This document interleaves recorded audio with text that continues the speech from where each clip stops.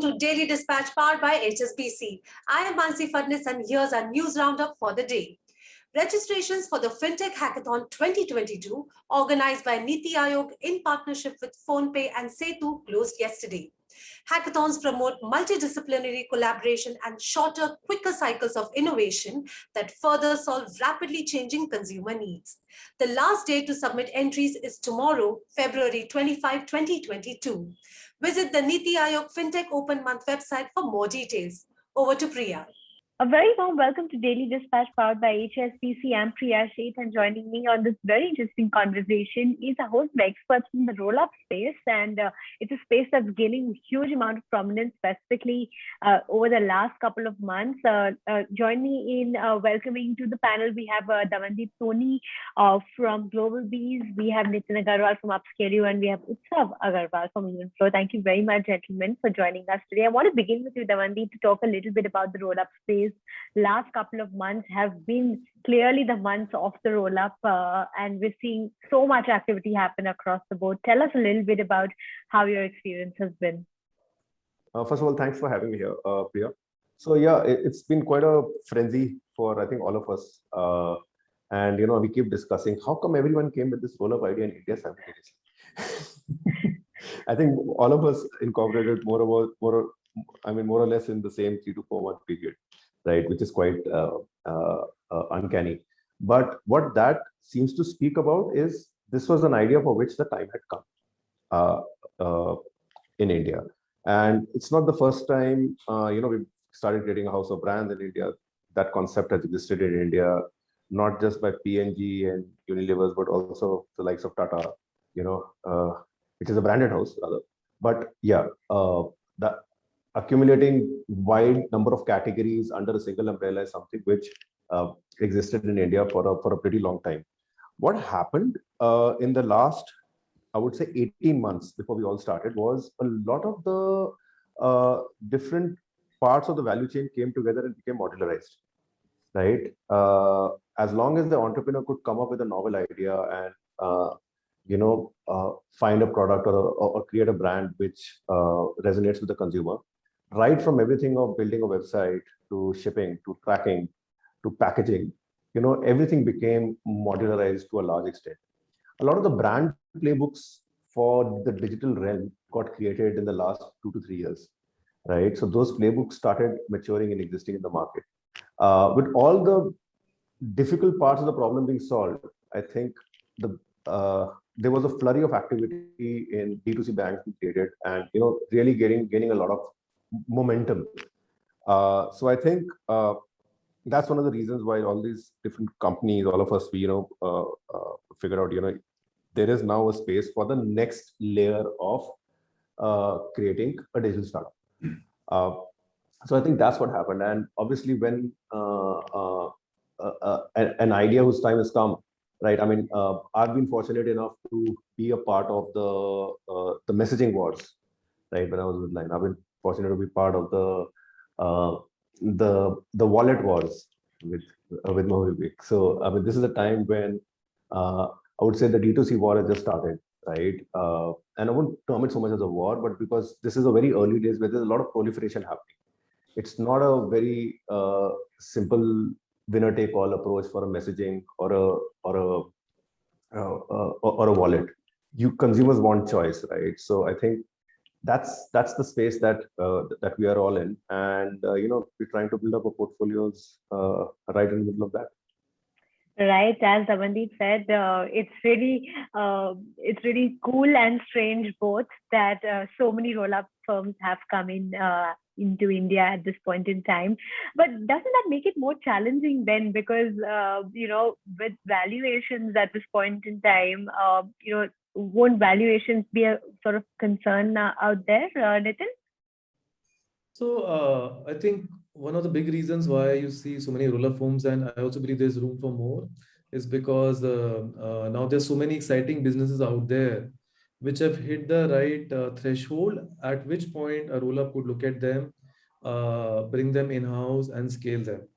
And I think often we think of these companies competing with each other, We often compete in acquisitions, but if you look at the portfolio so far, I think there's very little competition in the portfolio so far. And also, some of the roll-ups have well carved out their, shall I say, category niches. For example, Mensa Goat are doing more fashion versus others. So which means this is going to be clear focus and room for different roll-ups to acquire and scale different brands. Also, see something interesting which is happening is, of course, the demonetization in COVID, continued COVID waves. E-commerce sales have been accelerating. So it's a mature market with accelerating sales, and consumer demand has opened up in terms of wanting new products and new brands, right? So therefore, you see more micro segments, more micro niches coming up in every product category. And people are sitting at home, so they're looking to redo their homes, make the quality of their homes much better, and that's how so the utility categories are also in the fore as compared to fashion electronics, which has been driving e-commerce in India for the last decade. So all in all, I think it throws up a lot of opportunity, both for these exciting entrepreneurs who built very attractive businesses, and for roll-ups like us to go ahead, acquire them, and create meaningful value for everyone in the ecosystem. Right. Thanks for that, Nitin. I want to come to you, sir, to talk a little bit about whether 2022 is going to be the year of roll-ups, or are we entering into what could perhaps be a decade of roll-ups? I see this as at least a 5 to 10 year trend, if not longer. I think 2022 is just the start. It's just the icing on the cake. And that's when people are taking notice. But for any ecosystem to develop and form takes 2 to 3 years. Like Daman said, that he's been part of the wallet war. I've been part of the ride sharing wars and food delivery wars. And those took about 2 or 3 years to evolve in the Indian ecosystem before ride sharing and booking a cab via mobile app became a household term. Similarly, I think roll-ups and D2C brands have seen their time come over the last 2 years, and the roll-ups are now kind of capitalizing on that, going out and buying assets, brands that are available, that are facing challenges to scale rapidly. And 2022 is just a start. It's not going to be defined as the year. Maybe that's 23 or 24 when that's when the movie climaxes. Right. Interesting perspectives out there. Damandeep, I want to come to you to talk a little bit about what the strategy is going to be in 2022. What would be the key pillars or the key focus areas for you going forward? Okay, so while we're trying to navigate this space at a very rapid pace, I think building our playbooks is something that's going to take a lot of precedence, right? So on one side, we are acquiring brands, bringing them onto the platform. On the other side, we are, we have to enhance our playbooks, develop our playbooks to grow them, identify all the levers, whether it's new marketplaces, new countries, enhance the brand proposition, increase the number of SKUs. So we're kind of firing on all fronts. All this while we are also building up our teams, right? Fortunately, we're at a time in the industry wherein there is a lot of talent around who have helped grown brands, across categories, and there's also a lot of talent in the marketplaces also, right? Who's seen a lot of challenges that large companies face while growing a category. So these are different areas in which we are concentrating on. So if you ask me, the one particular area that we're looking at, I would say it's the build, right? It's the company build that we're looking at. So, I mean, to answer your earlier question, this is just the start for us. So this is the formative year for us. Okay, this is the year where we are focusing on build. And I think over the next 3 to 5 years, we'll see how each of us, matures, what trajectory we take, what our portfolios finally end up being.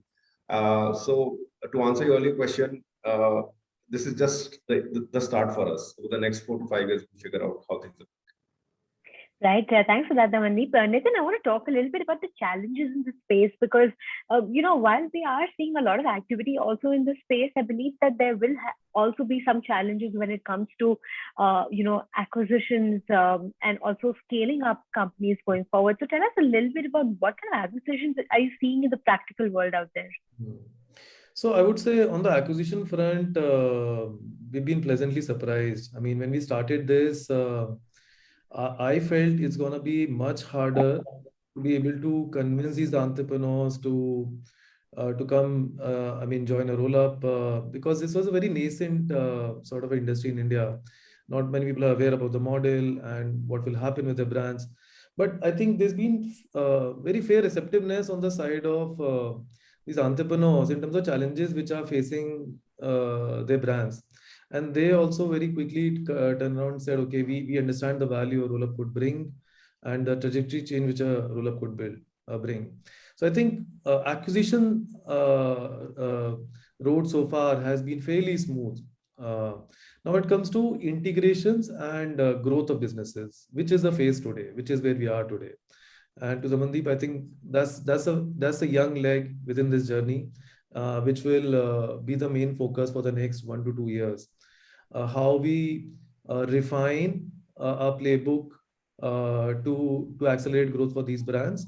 And for each brand in its own journey, challenges are a bit different, right? So how do we create strong processes internally with which we can do a bit of a cookie cutter, but also a specialized approach for every single brand in the house to make sure it gets the growth and the attention it deserves. I think that's something which you're working on.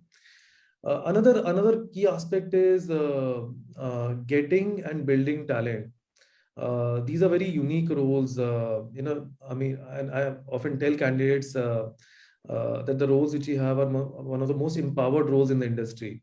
So wherein you have to behave like an entrepreneur, but you also have the all the goodness of a large company in terms of processes, in terms of functional expertise, in terms of capital availability, etc. Right? So you have to match the process-driven nature and also the thrift and also the agility of an entrepreneur. So I think a lot of that building blocks is also something which will play out in the next 6 months to a year. And I think that will kind of define how successful different brands become in different roll-ups houses. So I would say that's where we are headed, and I believe that kind of speaks for most of the roll-ups in the country.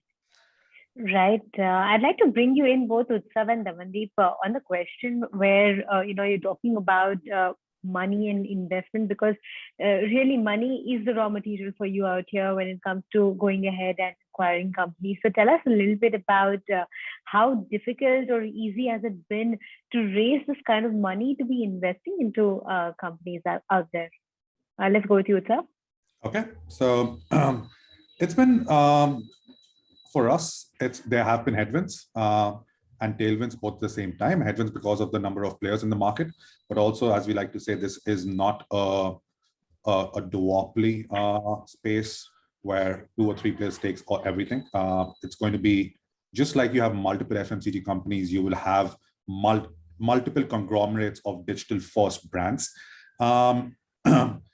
And yes, capital is going to be a big function of how we perform. I think there are a couple of players that have done exceptionally well. One is on the call right now.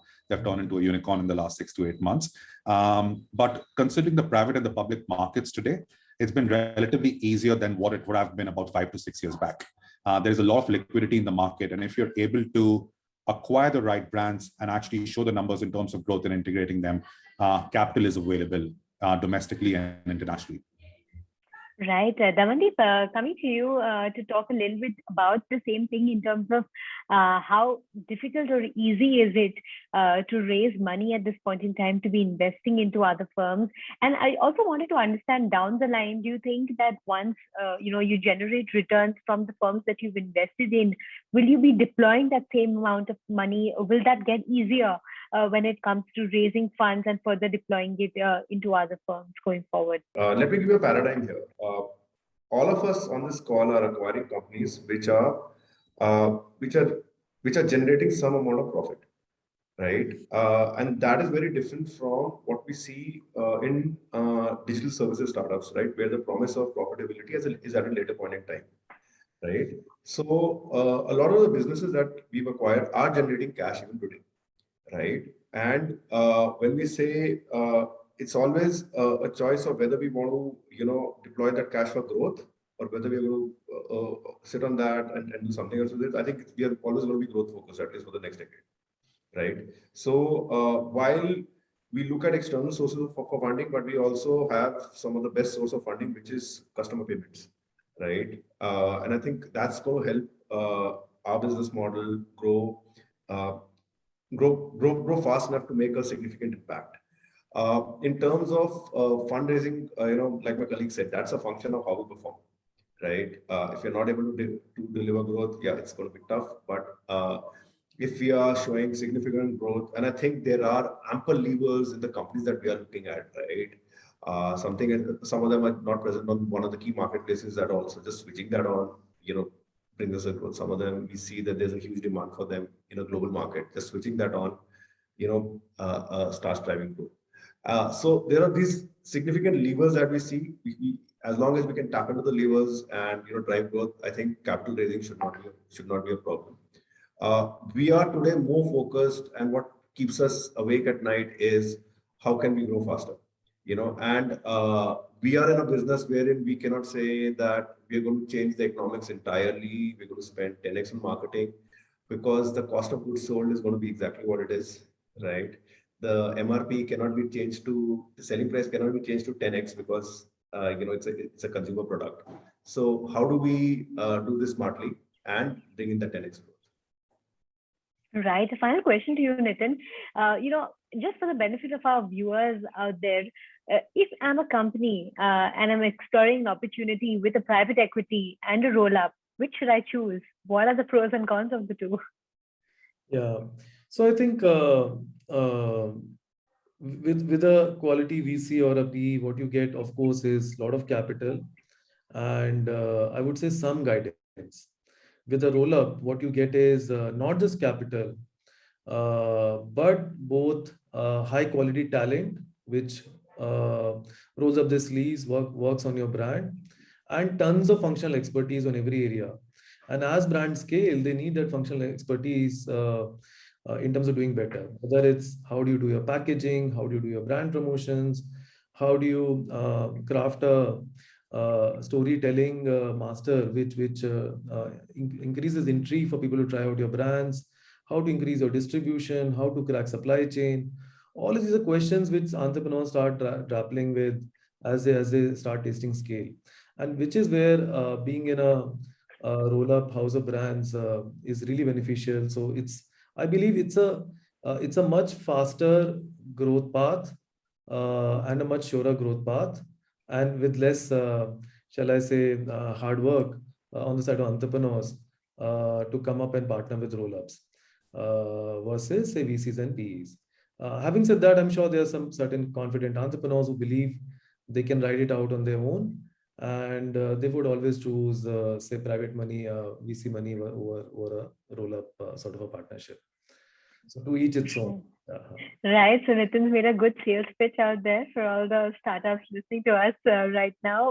Final question for you, Uttam, to talk a little bit about what your plan is for the coming calendar year. How many acquisitions in the bag? So we've announced 7, we have done 10, and we'll be announcing the rest 3 over the next 2 or 3 months. For this calendar year, we're looking to do another 12 to 15, and the focus is going to move away from acquisitions to more growth, platform expansion, and internationalization. I think that's where the secret sauce is. I think all of us would agree on the call out here that acquisition has been the relatively easier part of the game, which we thought was going to be hard when we started off back in March, April, May. As we have bought these brands, integrating them seamlessly and taking over the revenue and scaling them is now becomes the next problem to solve. And that's going to be our focus as well in 2022. All right. On that note, gentlemen, thank you very much for joining us today. It's been a pleasure speaking with you, and thanks so much for your valuable insights on the whole roll-up space.